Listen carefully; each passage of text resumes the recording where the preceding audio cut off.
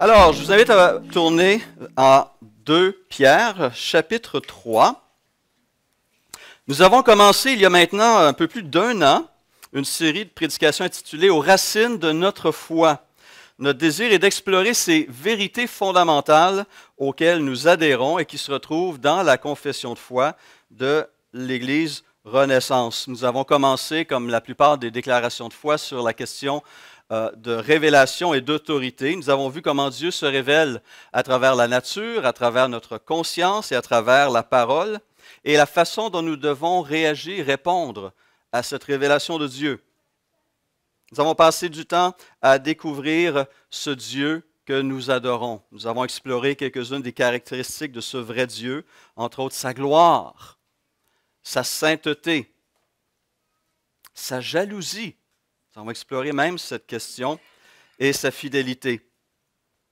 Puis nous avons mis les projecteurs sur la personne de Jésus-Christ et nous avons mis l'accent entre autres sur la croix et ses bienfaits, le pardon, la pureté, la paix, la puissance et la promesse de la vie. Et nous avons commencé en septembre et octobre une série d'études qui examinaient l'humanité et la divinité de Jésus-Christ.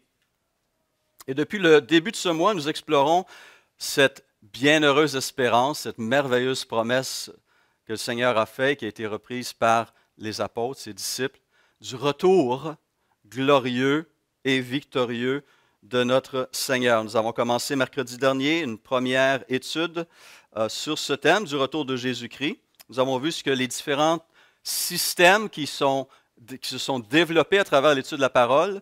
Nous avons regardé ce qui est en commun à tous ces systèmes, ce qui est clair par rapport au retour de Jésus-Christ à la fin des temps et à l'établissement d'un nouveau règne, de nouveaux cieux et d'une nouvelle terre. Et nous allons poursuivre notre exploration au cours des prochaines semaines et voir comment certains systèmes ont essayé de comprendre, certains théologiens ont essayé de comprendre ces autres textes qui sont peut-être un peu moins clairs pour nous, ou ces vides que nous découvrons entre les événements pour essayer de voir plus clair. Mais la vérité du retour de Jésus-Christ demeure. C'est une vérité qui est mentionnée dans au moins 300 versets du Nouveau Testament. C'est une vérité qui est importante compte tenu des impacts que ce retour aura sur nos vies personnelles et sur l'histoire du cosmos. Et nous devons, nous dit la parole, nous préparer à cette venue. Alors ce matin, nous voulons nous poser la question, comment sommes-nous appelés à vivre dans cette attente? En quoi le retour de Jésus-Christ pour juger les vivants et les morts, pour renouveler la création entière et pour instaurer son royaume de justice sur la nouvelle terre, doit-elle influencer notre façon de vivre ici, maintenant? Ou, pour reprendre une autre expression, quelles sont les implications éthiques de ce retour? Lisons notre texte et regardons ensemble ce que Pierre a à nous dire sur cette question. 2 Pierre, chapitre 3, verset 1er. Bien-aimés, écrit Pierre, voici déjà la deuxième lettre que je vous écris. Dans l'une et dans l'autre, je fais appel à vos souvenirs pour éveiller en vous une saine intelligence, afin que vous vous rappeliez les paroles prononcées autrefois par les saints prophètes, ainsi que le commandement du Seigneur et Sauveur enseigné par vos apôtres. Sachez avant tout que dans les derniers jours viendront des moqueurs, pleins de railleries. Ces hommes vivront en suivant leurs propres désirs et diront: où est la promesse de son retour? En effet, depuis que nos ancêtres sont morts, tout reste dans le même état qu'au début de la création. De fait, ils veulent ignorer que des cieux ont existé autrefois par la parole de Dieu, ainsi qu'une terre tirée des eaux et au milieu d'elle. Ils oublient volontairement que le monde d'alors a disparu de la même manière, submergé par l'eau. Or, par la parole de Dieu, le ciel et la terre actuels sont gardés pour le feu, réservés pour le jour du jugement et de la perdition des hommes impies. Mais s'il y a une chose, bien-aimés, que vous ne devez pas oublier, c'est qu'aux yeux du Seigneur, un jour est comme 1000 ans, et 1000 ans sont comme un jour. Le Seigneur ne tarde pas dans l'accomplissement de la promesse comme quelques-uns le pensent. Au contraire, il fait preuve de patience envers nous, voulant qu'aucun ne périsse, mais que tous parviennent à la repentance. Le jour du Seigneur viendra comme un voleur dans la nuit. Ce jour-là, le ciel disparaîtra avec fracas, les éléments embrasés se désagrégeront, et la terre avec les œuvres qu'elle contient sera brûlée. Puisque tout notre monde doit être dissous, combien votre conduite et votre piété doivent-elles être saintes? Attendez et hâtez la venue du jour de Dieu, jour où le ciel enflammé se désagrégera et où les éléments embrasés se fondront. Mais nous attendons, conformément à sa promesse, un nouveau ciel et une nouvelle terre où la justice habitera. C'est pourquoi, bien-aimés, dans cette attente, faites tous vos efforts pour qu'il vous trouve sans tache et irréprochable dans la paix. Considérez bien que la patience de notre Seigneur est votre salut. Notre bien-aimé frère Paul vous l'a aussi écrit, conformément à la sagesse qui lui a été donnée, et c'est ce qu'il fait dans toutes les lettres où il parle de ces choses.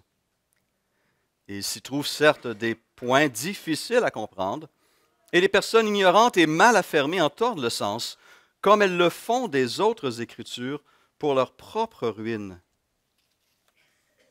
Bien-aimés, vous voilà avertis. Tenez-vous donc sur vos gardes, de peur qu'entraînés par l'égarement des impies, vous ne perdiez la ferme position qui est la vôtre. Mais grandissez dans la grâce et dans la connaissance de notre Seigneur et Sauveur Jésus-Christ. À lui soit la gloire, maintenant et pour l'éternité. Amen. Une longue lecture, mais nous voulions voir tout ce contexte, à la fois les moqueries, les railleries des moqueurs, mais la réponse que Pierre donne aux arguments de ces moqueurs qui nient le retour de Jésus-Christ ou tout simplement qui dit que Dieu ne tient pas parole. Ça fait tellement de temps, donc il ne revient pas, la vie continue et on peut faire ce qu'on veut, essentiellement. Et Pierre répond en soulignant qu'en fait, ce n'est pas l'indifférence de Dieu qui fait que le temps de son retour tarde, c'est parce qu'il est patient et miséricordieux, donnant l'opportunité à tous d'entendre et de répondre à son appel au salut. Mais ensuite, il s'adresse à la communauté et il leur montre comment nous devons vivre dans cette période d'attente. Et la première chose qu'il fait, c'est de nous encourager à mener une vie sainte. Verset 11 et verset 14. « Puisque tout notre monde doit être dissous, combien votre conduite et votre piété doivent-elles être saintes? » Verset 14. « C'est pourquoi, bien-aimés, dans cette attente, faites tous vos efforts pour qu'il vous trouve sans tache et irréprochable dans la paix. » Pourquoi? Une première réponse qui est bien comprise, c'est qu'à son retour, il y aura un jugement. À son retour, notre vie, notre façon de vivre actuelle sera évaluée, jugée et, si méritée, récompensée. Paul le dira ainsi en 2 Corinthiens 5, il dit « Nous sommes pleins de confiance et nous aimerions mieux quitter ce corps. » Pourquoi? Pour aller vivre auprès du Seigneur. C'est aussi pour cela que nous nous efforçons de lui être agréables, soit que nous vivions dans ce corps, soit que nous le quittions. En effet, il nous faut tous comparaître devant le tribunal de Christ, afin que chacun reçoive le salaire de ce qu'il aura fait, bien ou mal, alors qu'il était dans son corps. Un moment vient où nous allons nous tenir devant Christ. Il n'y aura pas possibilité de fuir ce moment, ce regard, et j'espère qu'on va non pas désirer le fuir, mais courir vers notre Seigneur pour contempler ce Dieu de gloire, ce Dieu de bonté, ce Dieu de grâce et de salut. Mais nous allons être devant lui et nous allons rendre compte de la vie que nous avons menée cette semaine. et que nous allons mener aujourd'hui et que nous allons mener la semaine prochaine et jusqu'à notre mort ou à son retour, dépendamment de ce qui vient en premier. Et ce jugement, cette évaluation va tenir compte de tous les domaines de notre vie. Autant notre vie intérieure, notre vie conjugale, familiale, financière, professionnelle et sociale. Pas juste ce département qu'on aime créer qui est la vie ecclésiale. Je suis venu à l'Église, je suis correct pour le restant de la semaine. J'ai fait mon devoir religieux. Ce n'est pas comme ça que Dieu comprend la marche chrétienne, la vie chrétienne. Christ veut être Seigneur de tout et il nous montre à travers sa parole comment vivre sous cette seigneurie, sous cette autorité.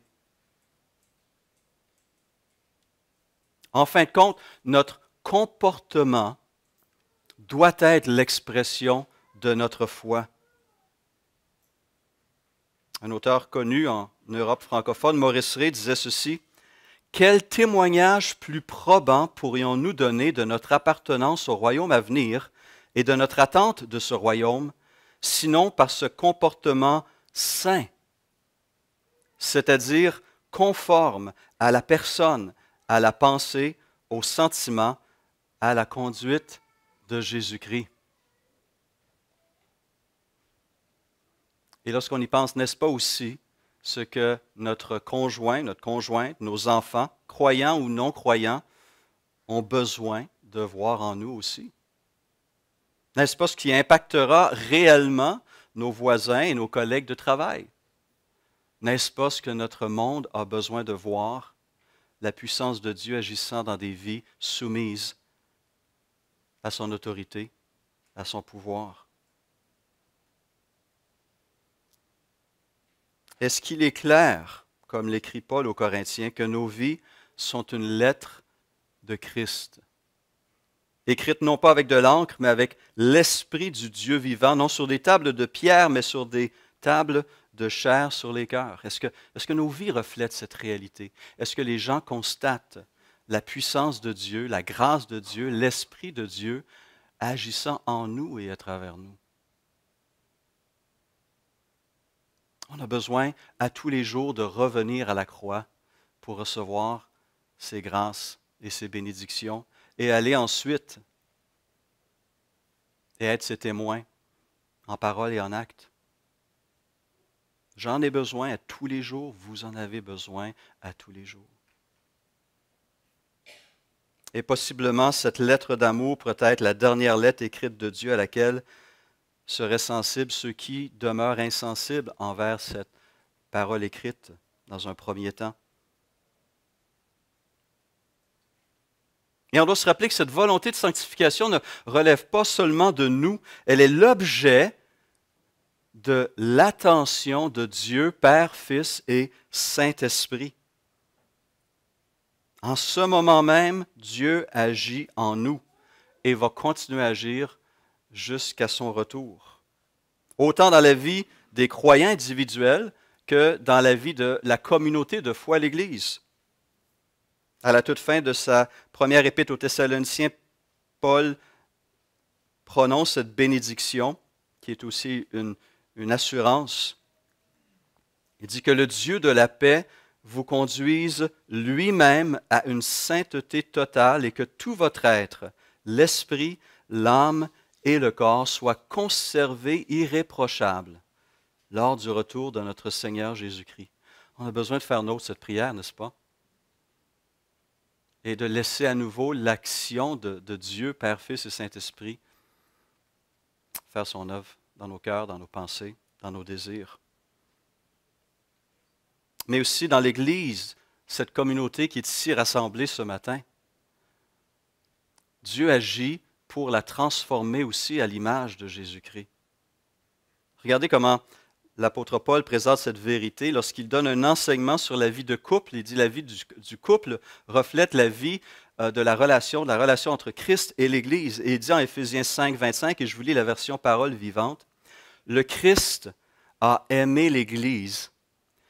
Il s'est sacrifié pour elle afin de l'amener à une vie pure et sainte. C'est pour cela qu'il l'a mise à part, consacrée, purifiée, lavée à grandes eaux en lui donnant sa parole.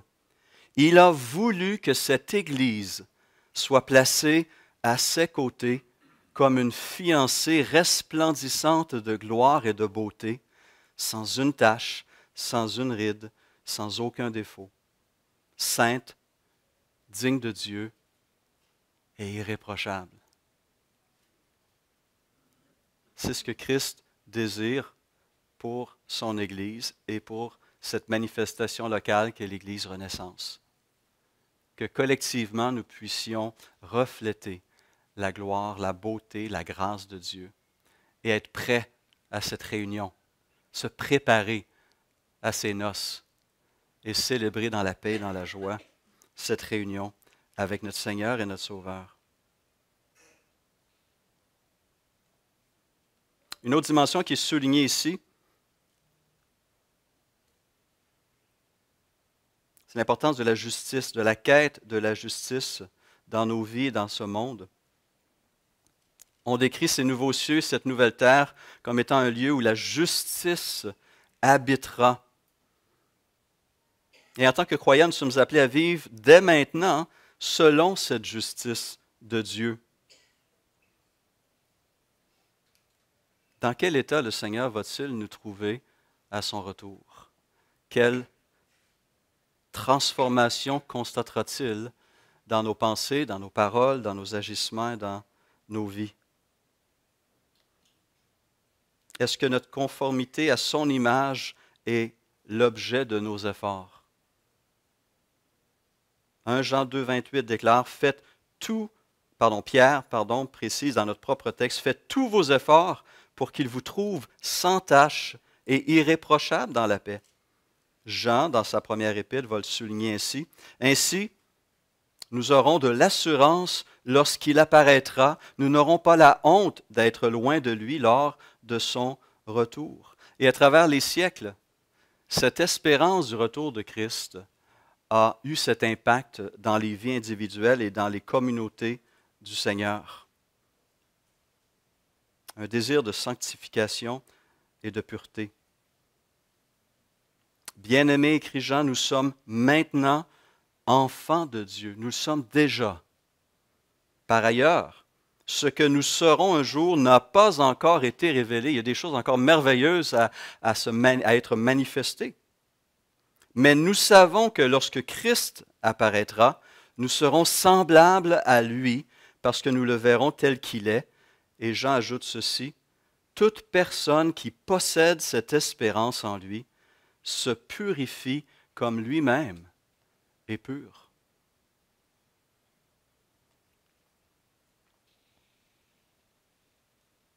Lorsqu'on perd de vue cette réalité, lorsque notre vision du monde ignore le règne présent et le retour à venir de Christ, nos valeurs s'en trouvent perverties, tordues, corrompues, comme celle des faux docteurs dont avertit Pierre dans cette première et deuxième lettre qu'il a écrite sous l'inspiration de l'Esprit. Un pasteur et théologien écossais du nom de William Barclay a analysé à un moment donné les pierres tombales païennes antiques. J'ai un collègue, que je ne mentionnerai pas le nom, qui à un moment donné s'intéressait beaucoup aussi aux cimetières, puis il visitait les cimetières pour regarder ce que les gens écrivaient sur leurs pierres tombales. Et il y a eu une époque où les pierres tombales communiquaient un message, les valeurs des personnes ou un dernier témoignage. Et dans l'Antiquité, c'était souvent la chose qu'on constatait. Et William Barclay, donc, en étudiant ces pierres tombales païennes antiques, a identifié que trois visions qui se développent lorsque Dieu n'est pas là, lorsque cette finalité du monde est oubliée ou ignorée. Ça peut conduire, premièrement, vers l'hédonisme. Et une pensée qu'il a retrouvée sur une pierre tombale dit ceci, « Je n'étais rien, je ne suis rien, alors toi qui es vivant, bois, mange et fais la fête. » Alors écoute, il n'y a rien de plus, c'est maintenant, profites-en. L'hédonisme. Ou alors ça peut mener dans une autre direction qui est l'apathie. Une autre pierre tombale disait ceci, « Anciennement, je n'avais pas d'existence, maintenant je n'en ai pas, je ne suis pas conscient, ça ne me concerne plus, il n'y a pas rien, c'est fini. Voilà. Pas plus que ça. Pas très, très stimulant ou édifiant, n'est-ce pas? Ou pire encore, et celui-là avait long à dire sur sa pierre tombale, cela peut mener au désespoir. Quelqu'un a repris ce dialogue. Caridas, qu'y a-t-il en bas? De profondes ténèbres, répond Caridas. Mais qu'en est-il des sentiers menant vers le haut? Tout est mensonge, répond la personne. Et l'autre conclut, alors nous sommes perdus. Votre vision du monde vous amène à quelle conclusion?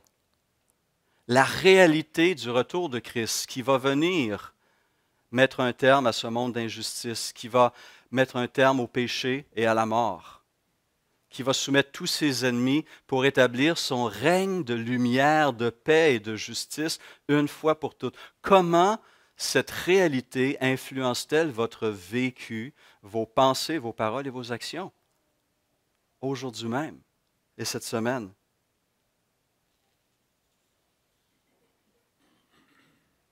La quête d'une vie sainte va manifester la réalité de notre espérance ou une nouvelle terre dans laquelle la justice habitera. Charles Rochelieu, certains ont peut-être lu son ouvrage « Trésor du Nouveau Testament », dit ceci. « Se représente-t-on ce que sera un monde où la justice régnera en souveraine, où chacun rendra à chacun ce qui lui est dû en fait d'amour, d'égard, de vérité, de bienveillance, de bonté, où il n'y aura plus ni tromperie, ni procédé indélicat, ni flatterie, ni parole aigre-douce, mais où chacun considérera les autres comme plus importants que soi-même, les intérêts des autres comme aussi importants que les siens propres. N'est-ce pas ce type de vie que nous sommes appelés à vivre, déjà, maintenant, les uns envers les autres, et de refléter dès maintenant les valeurs du royaume de Christ auprès de nos bien-aimés et auprès de ce monde?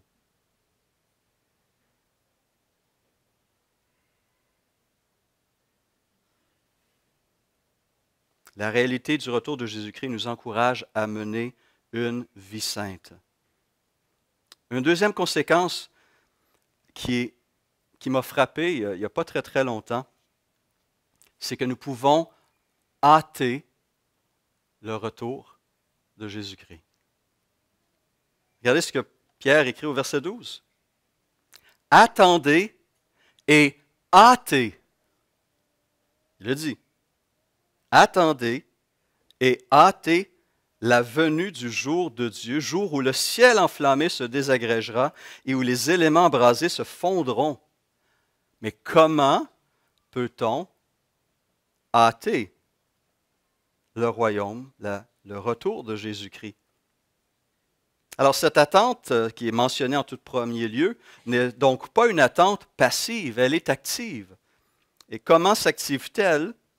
Eh bien, deux moyens au moins nous sont mentionnés dans la parole de Dieu. La première, nous la manifestons à chaque fois que nous récitons le Notre Père ou nous prions le Notre Père.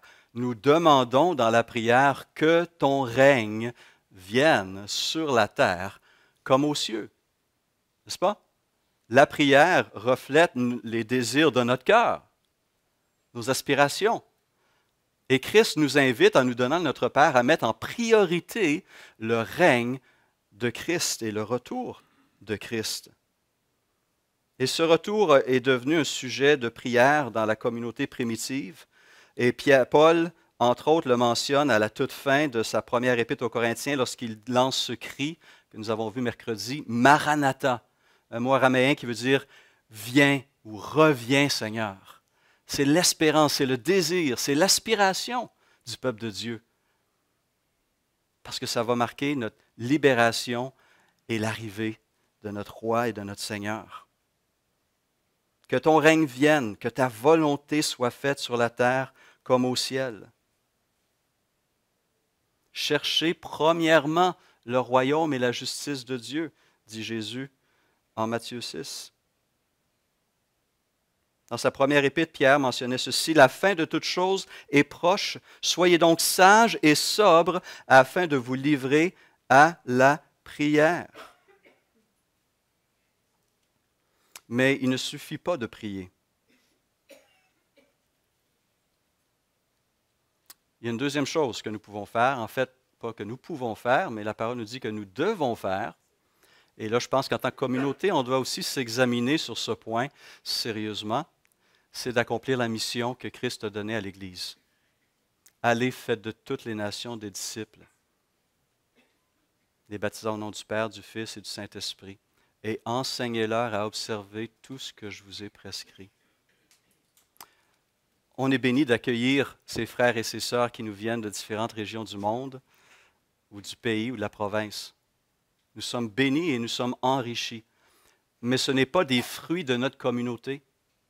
Ce n'est pas des gens qui se sont convertis grâce au témoignage de foi des frères et des sœurs. Rares ceux qui se convertissent. Nous avons peu de ces témoignages parmi nous. Et je pense qu'il y a un exercice qui doit se faire, un examen qui doit se faire ici. En Matthieu 24, 14, Jésus dit aux disciples: « Cette bonne nouvelle du royaume sera proclamée dans le monde entier pour servir de témoignage à toutes les nations. » Et il ajoute ceci: « Alors viendra la fin. » Jésus annonce qu'il va revenir lorsque les hommes qui doivent se convertiront et lorsque le peuple de Dieu sera complété. Positivement, Michael Green le dit ainsi: « Aussi incroyable que cela puisse paraître, nous pouvons effectivement hâter ce retour. » En d'autres termes, le moment de ce retour est, dans une certaine mesure, dépendant de l'état de l'Église et de la société. Quelle merveilleuse conception positive du sens de notre temps sur la terre. Ce temps est destiné à être un temps d'active coopération avec Dieu dans la rédemption de la société. Notre ère entre les deux venues du Christ est l'ère de la grâce, l'ère de l'esprit, l'ère de l'évangélisation. Fin de citation. Mais un autre côté aussi a besoin d'être souligné, et celui-ci est fait par Maurice Rey. Il dit: « Ce qui se comprend moins, c'est qu'il ait fallu attendre jusqu'au 19e siècle pour que l'Église, dans son ensemble, comprenne enfin l'urgence, l'importance de la mission, sans oublier l'évangélisation et le réveil. » Et je pense que c'est un peu aussi la lenteur et l'apathie de l'Église du Christ qui sollicite la patience de notre Dieu.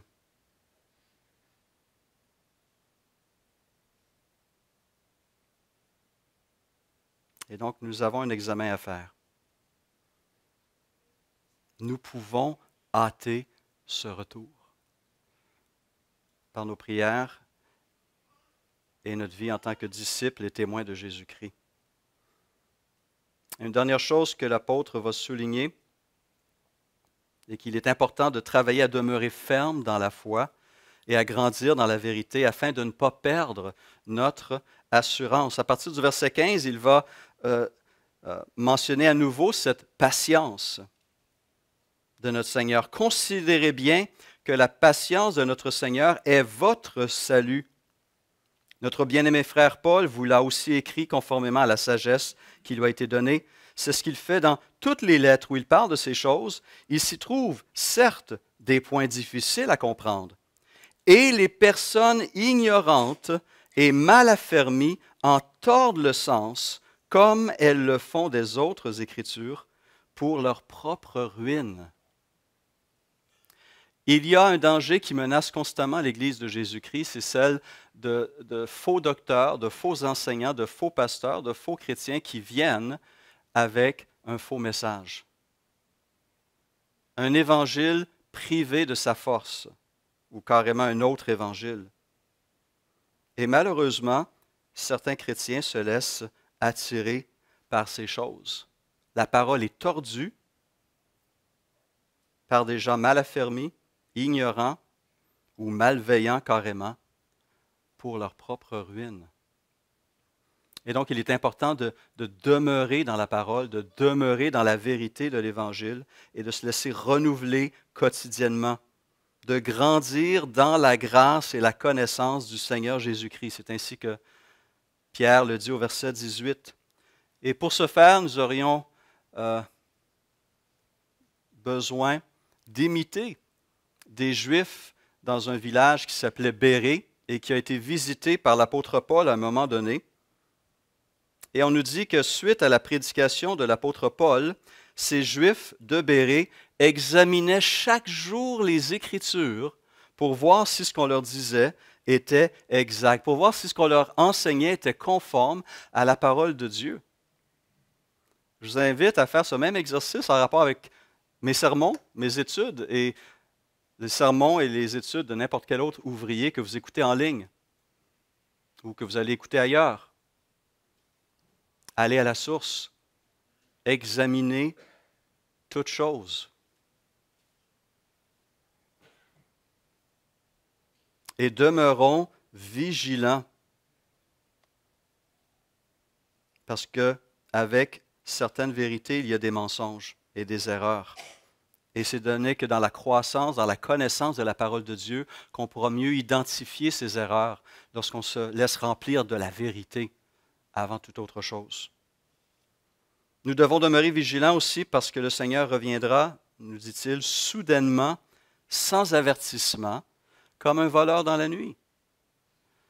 Alors encore une fois, lorsqu'il va revenir, ou lorsqu'il va nous rappeler à lui, dans quel état allons-nous nous trouver? À quelle activité va-t-il nous trouver?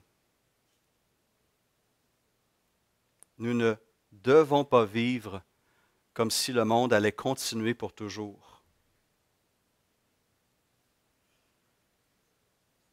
Et cette conviction de son retour devrait être un encouragement pour chacun d'entre nous à persévérer dans les voies du Seigneur, à persévérer dans notre vie, dans notre témoignage individuel, mais aussi collectif. Il y a une conséquence dans mes rapports avec ma communauté locale, entre autres. N'abandonnons pas notre assemblée comme certains en ont l'habitude, un texte bien connu d'Hébreux 10, 25, mais encourageons-nous mutuellement, faites cela d'autant plus que vous voyez s'approcher le jour. J'ai bien aimé l'illustration de notre sœur Sita, n'est-ce pas? Ces pierres, ces briques, si on les retire du feu, elles vont se refroidir. Nous avons besoin les uns des autres. Nous avons besoin les uns des autres pour être encouragés, pour être source d'encouragement, pour être aimés, pour aimer en retour, pour encourager, édifier, corriger, reprendre, accompagner et soutenir.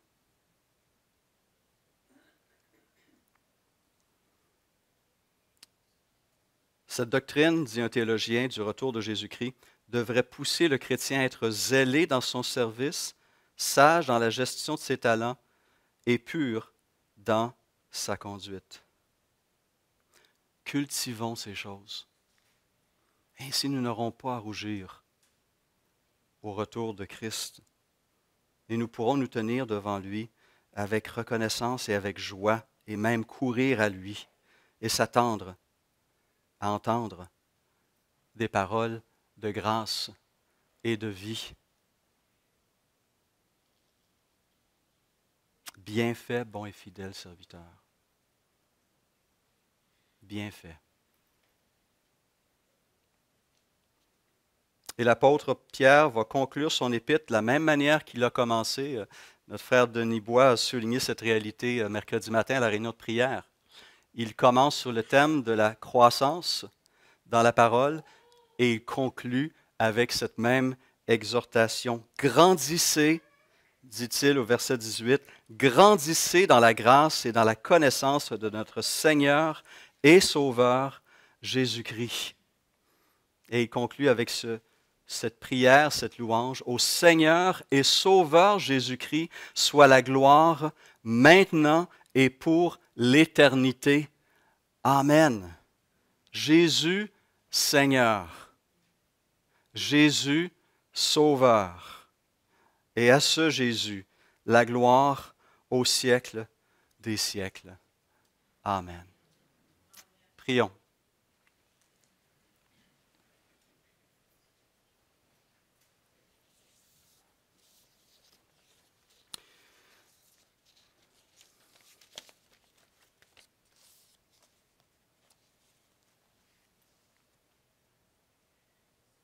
Seigneur, nous reconnaissons et nous croyons cette promesse que tu as formulée à plusieurs reprises et qui a été reprise aussi par tes premiers apôtres, tes premiers disciples. Et nous aspirons à ce retour et nous prions aussi à nouveau ce matin que ton règne vienne et que ta volonté soit faite sur la terre comme au ciel. Nous aspirons, Père, à être pleinement délivrés du péché, de la mort, des attaques de l'ennemi, de la corruption. Et nous anticipons ce jour où la justice va remplir l'univers à nouveau et où la vie va briller de tous ses éclats et où tu seras présent parmi nous, le ciel et la terre réunis pour l'éternité. Seigneur, nous ne savons pas quand ces choses arriveront, mais nous savons qu'elles vont arriver. Et tu nous invites à travers ton serviteur Pierre à examiner notre vie aujourd'hui, cette semaine. Reflète-t-elle cette réalité, cette foi en ton retour? Est-ce que notre vie brille pour toi? Est-ce que notre vie confirme, est un témoignage de notre profession de foi? Est-ce que notre vie te réjouit et est attirante pour les personnes que tu places sur notre chemin? Seigneur, ce matin, puissions-nous examiner ces choses dans notre cœur personnellement, et peut-être en famille, et se laisser à nouveau toucher et renouveler par ton esprit et par cette parole. Seigneur, au nom de cette communauté, je te demande pardon pour notre manque de zèle, mon manque de zèle pour l'évangélisation et le salut de mes concitoyens. Mais à nouveau, je te prie de renouveler, Père, notre cœur et nos pensées et nos désirs en ce sens. Et nous te prions à nouveau pour le salut de nos concitoyens. Que ton esprit travaille nos cœurs d'abord, mais aussi le cœur de ceux que tu placeras sur notre chemin pour entendre cette parole ou la voir vivante en nous. Merci pour ton peuple ici réuni. Merci de les accompagner dans ta grâce et dans la vérité tout au long de cette semaine. Amen. Tous, un bon dimanche et une bonne semaine.